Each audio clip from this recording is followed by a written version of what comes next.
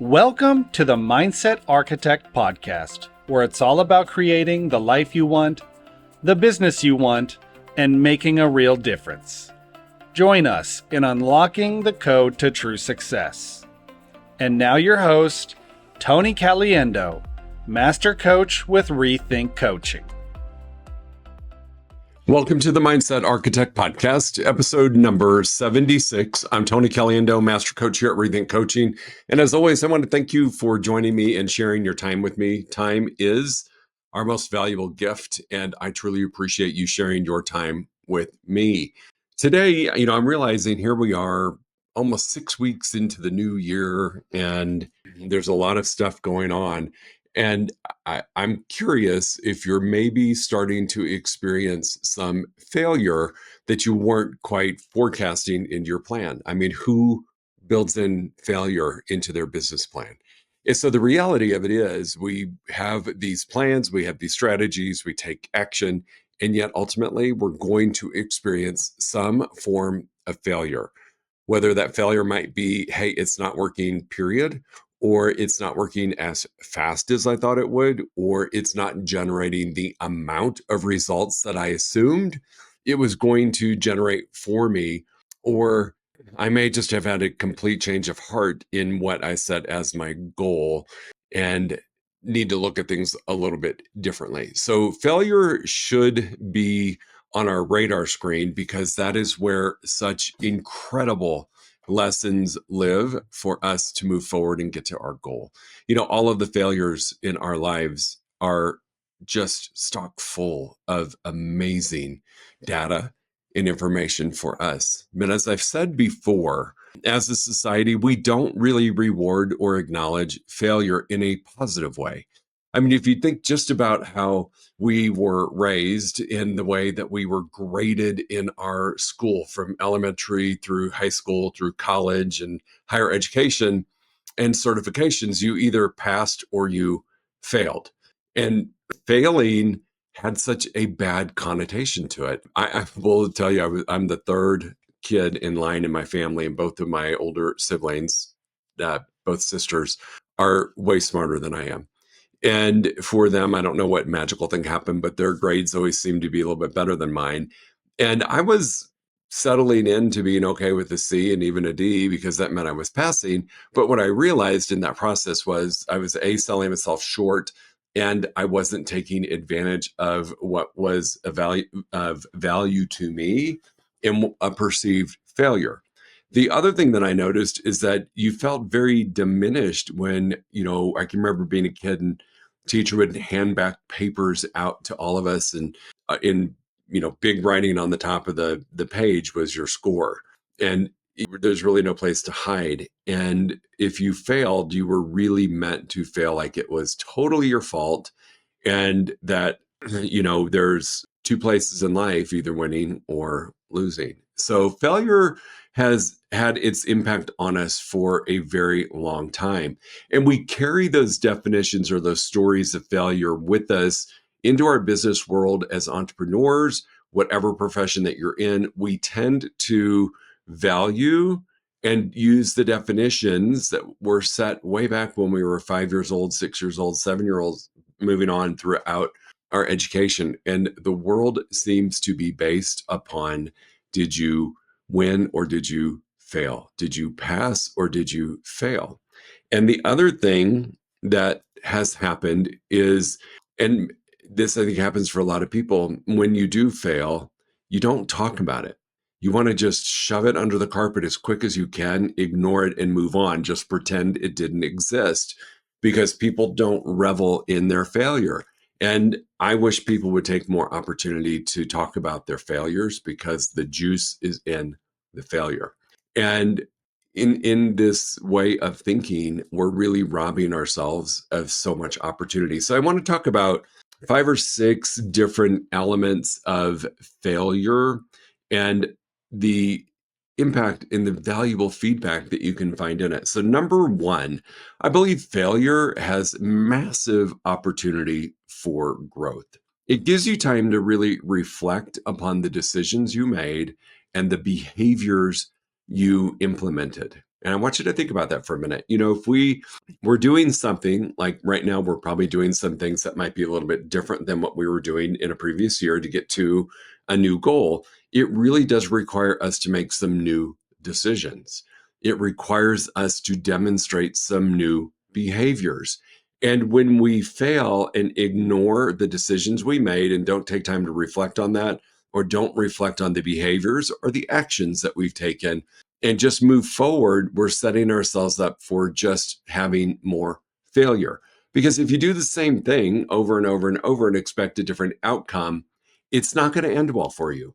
So take a moment and view failure as a true opportunity for growth for you as a business person and as a human being. Just take that time to reflect upon what really happened. And I promise you, when we fail and we know that we failed, we tend to just highlight that part of the journey, that part of the experience. Oh my God, I failed. We forget to look at the little things that we did or the big things that we did that were positive for us and that were working for us, because we draw all of our attention to the negative, to the failure part. So take a moment to just reflect on the decisions you made and the behaviors or actions that you took, and ask yourself a question on how you showed up for those. So it's really important for your growth that you look at those two things. Number two, clarification of your goals. I love this. When we fail, I think a lot of things can be going on. Was it really the goal that we set that was an internally driven goal, or did we feel compelled to write down some goal just for the sake of looking good and being right? A lot of us do that when we're writing our business plans, because we talk with peers or we look at what other people are doing and their goals are so big. And so we feel like, my gosh, if I just set a goal to do 10% more business next year or 20% more business next year, but everybody else is doing 50% and 100%, I probably need to do the same thing. And so we set these goals based upon external, not internal desires. And that is truly a recipe for disaster, in my opinion. I've worked for other companies, and I do not do this in my current company with my clients, to set really unrealistic goals for the sake of having a big stretch. I mean, I've been with organizations that have you double, or to state your goal and double that goal, or to double what you did the previous year. And I don't think that's really healthy, because the reality is most companies year over year celebrate success if their growth has been between 10 and 15%. And so setting these unrealistic goals for yourself of doubling, 100% more of what you did the previous year, can really impact how you internalize that goal and make you think, you know what, I set that goal. It's truly not my goal. I don't own that. I don't feel connected to it, but I did it just for the sake of doing it. So being disconnected from the goal can be a reason for potential failure. And it's a really good thing just to settle into, if you're failing, is to really take a look at that goal and ask yourself those questions. Was it really my goal, or was it a goal that I felt like I needed to write down on paper just to feel good about where I was headed? I love taking a moment to just reflect that. Now, I want to make it crystal clear. I am not saying that if you're failing, adjust your goal. That is not the message. But the message is really, if I bring somebody into my coaching schedule and we talk about what they're doing and they tell me that they doubled their goal, I immediately want to question that, and I immediately want to drill down and really take a look at what it would have to happen in order to get to that goal and set a realistic expectation. So I'm not saying adjust your goal. I'm saying just really take a deep dive into it and make sure it's a goal that you are connected to. Number three, if you're experiencing some form of failure, is really just to encourage that it's okay to be in a place that you might have to pivot, or that we might need to adjust, and not ditch our plans completely, because I believe everybody who wrote their business plan, who has their strategies outlined for them to do, was using their intelligence when they did that. We weren't just kind of willy-nilly putting stuff down that we knew we were never going to do. And so I would say, do not abandon what you've done, but really look at it and say, do I need to pivot? Do I need to make a couple little tweaks here and there? The other thing I would ask you to do in that exploration part of, hey, do I need to pivot or do you need to be a little bit more adaptable, is to have an honest conversation with yourself and say, how was I showing up? On a scale of 0 to 10, 10 being the highest, where am I in my commitment to taking the action that I said would get me to goal? Because if we pivot, but we were only showing up at a level 5, we're pivoting unnecessarily.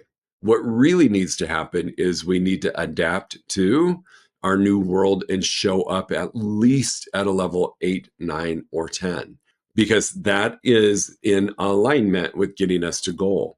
So just make sure that you have all of the information in front of you before you make a decision to pivot or you make a decision to alter what you're doing. First, check in with yourself and be really honest. How am I showing up? This area here is really important, because what tends to happen is as we're moving forward towards the new goal and we're doing new behaviors, then we might get uncomfortable, or we might be failing a little here, a little there, a little there. We may default back to what we were doing previously and not even know that we did it. 92% of what we do as human beings is conditioned habitual behavior. So really do a check in before you do any kind of pivot or change. Did I just accidentally default to what I've done in the past that worked?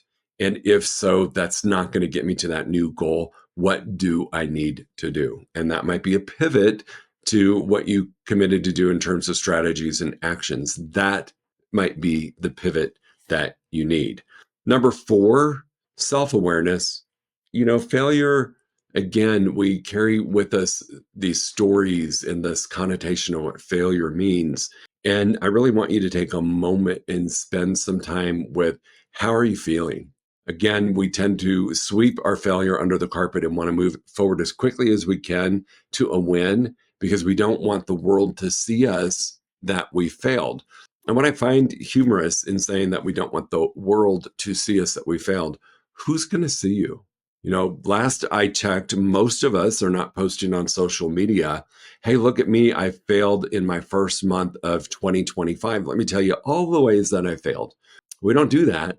We shove that under the carpet and we move forward as quickly as we can. So just take a moment to be really aware of, how are you feeling about the failure? What are you making it mean? What am I experiencing in terms of the emotion with it? Am I angry? Am I frustrated? Am I sad? Am I overwhelmed? What are the emotions that are coming up from that? And this is where I would recommend, in the self-awareness phase, as we draw out those emotions and those feelings, that we use the thought flow model.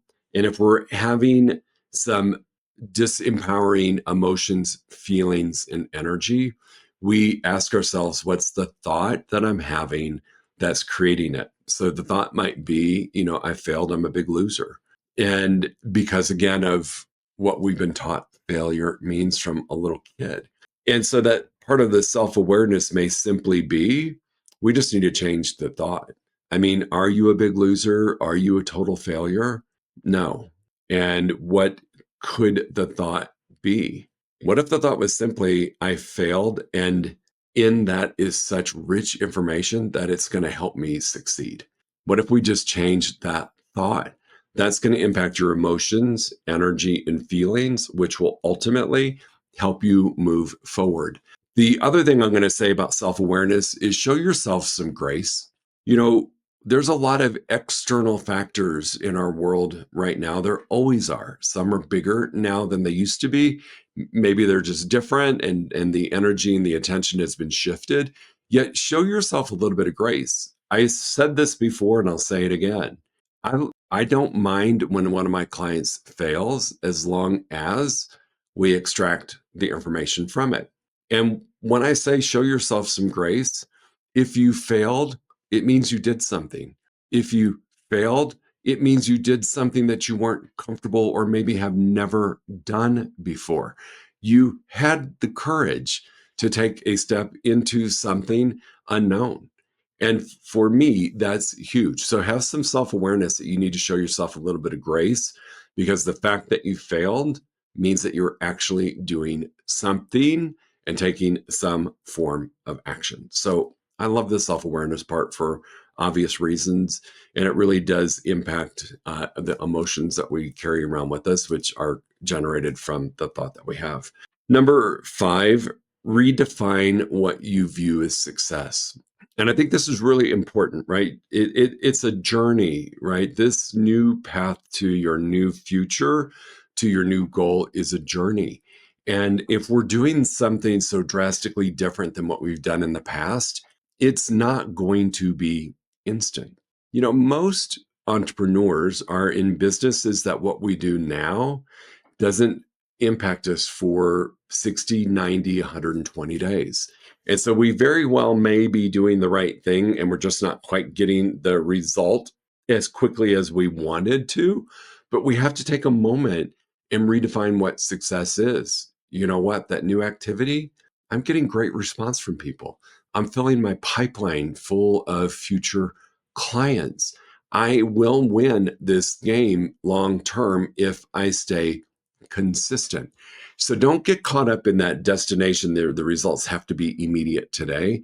Rarely in most entrepreneurial business settings is there an instant result. Sometimes if you're selling a product, there might be an instant result. Yet for the most part, even that takes some runway to get exposure, get marketing to make things happen. So get really clear on what your definition of success is. For a lot of the clients that I coach that we're doing some new things in 2025, we celebrate success in the fact that they did the activity, that they've consistently done the activity since January 1st, knowing and believing that the results will show up, and just leaning into the pure statistics that it takes 60 to 90 days to see the true results. And what I will say in this redefined success is we are a society of instant gratification. We want it now. We've got Amazon Prime. In some areas, when we lived in Austin, Texas, we could get things on Amazon Prime delivered to us in less than 2 hours. It was a little weird, but we're used to instant grat through text messages. It's quick response. We've been conditioned for instant. Some of your success is simply going to come from the consistency factor in the buildup of that energy and the building of your pipeline. So I might celebrate a client's success that, hey, we found a client that's going to do something in 90 days. That's a win, because now in 90 days, we already have a piece of business taken care of. We might celebrate the success that we found a new resource for business and it's building into our pipeline as well. So you might have to redefine what success is, that it's not always the instant gratification. It's not always the end result in the time that you want it versus the time that it really takes to have it happen. So all of these things that I'm telling you about, I myself am using in my world because I fail regularly. And I look for, hey, what's the opportunity? What decisions did I make? What behaviors am I demonstrating on the regular? Can I really be proud of what I've done regularly to get me to goal? Or am I showing up partway? Clarification of the goals. This is one that I love because when I fail, I know instantly if the goal is correct because I am so annoyed and I'm so driven that I'm going to push through that I show up in a really different way. And I am really married to my goal at that point. And it is the sign that I need sometimes from God, universe, that I am headed towards the right goal because of my reaction to it. I'm not a person who settles. And so when I do fail, I do know instantly, am I married to that goal or not? Am I connected to it? The adaptability part, my goodness, I pivot a lot. And I pivot in terms of sometimes it's pivoting with my schedule. Sometimes it's pivoting with my energy. There's a lot of ways that I can pivot, but the most important thing that I will always assess first is how am I showing up? Am I showing up at a level 8 at least? And I say that like it's not the best thing because I know if I show up at a level 8 consistently, 8 out of 10 is 80%. That means I'm probably going to get to 80% of my goal and I'm going to risk 20% of it. Now, I'm a human being and I know that we can't always show up at a level 10, level 10, level 10, level 10. But I do take a moment and really assess, gosh, I showed up at a level 6 last week and I thought I was going to get to my goal because of that. I mean, come on, a level 6, 60%. That's what I'm going to get. What I put in is what's going to come out of it. So I will assess that myself. Self-awareness. I think I've spoke about this more than enough in several podcasts. It's episode 1. I think it's episode 71 where I talk about the thought flow model. That within itself is my biggest tool to use for self-awareness. And then I do redefine success. You know, I've got some people in my pipeline. I've got some projects in my pipeline that are big that I anticipated were going to happen in Q1, but they're really not happening until mid Q2. And I'm okay with that because I've secured the business today. And so to me, that's success. To me, that means I did something right. And so just really take some time to acknowledge what success is. It's not always the end all be all, it's the journey you're taking to get there. So, team, as always, if you have any questions or you need some clarity or some help on this, please feel free to reach out, Tony@rethinkcoaching.com. You can go to our website, rethinkcoaching.com, and there's a information box that'll show up that you can sign up for a free 1-hour strategy session. If this is something that you're struggling with because failure cripples you, it takes you to your knees, we need to talk because failure is amazing. Now, we don't want to fail. We want to learn and grow. But the failure has amazing opportunity in it for you. I'm always here to help you out, and I look forward to talking to you all in a week. Go make it a good one.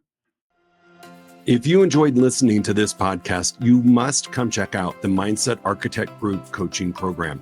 It's our monthly program where we explore the power of your mindset, help you identify what you truly want in business and life, and then help you reach those goals. Come check us out at rethinkcoaching.com/group-program. That's rethinkcoaching.com/group-program. We'll see you there.